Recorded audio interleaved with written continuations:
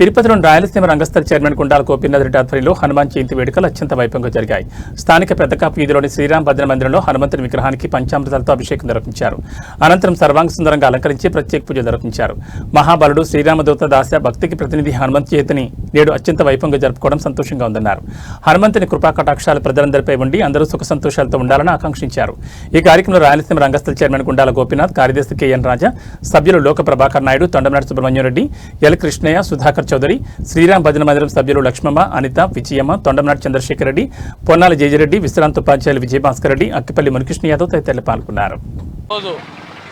శ్రీరాముని పరమ భక్తుడు శ్రీ ఆంజనేయ స్వామి విజయోత్సవము, అలాగే హనుమాన్ జయంతి శుభాకాంక్షలు తెలియజేసుకుంటూ, ముఖ్యంగా ఈరోజు పెద్దకాపు వీధి శ్రీరామ భజన మందిరం వద్ద ఆంజనేయ స్వామికి ప్రత్యేక అభిషేక పూజలు చేసి భక్తులకు దర్శన భాగ్యం కల్పించారు ఆలయ కమిటీ సభ్యులు, పురోహితులు.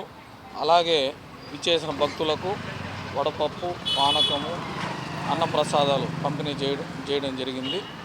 అపారమైన బుద్ధిబలం, తిరుగులేని ధైర్యం ఆంజనేయ స్వామిది. ఆంజనేయ స్వామి విజయోత్సవం ఈరోజు.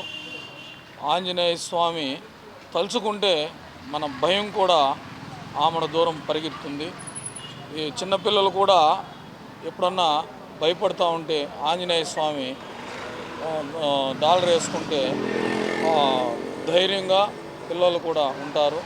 అలాంటి శక్తి మన ఆంజనేయ స్వామిది. ఆంజనేయ స్వామి చాలా పరాక్రమవంతుడు, సేవా తత్పరుడు. అలాంటి స్వామిని ఈరోజు మనం దర్శనం చేసుకుని భక్తులకు అన్నప్రసాదాలు చేయడం చాలా మనసుకు ఆహ్లాదంగా ఉంది, ఆనందదాయకము. ఈరోజు హనుమాన్ జయంతి సందర్భంగా హనుమానుకి వందనాలు.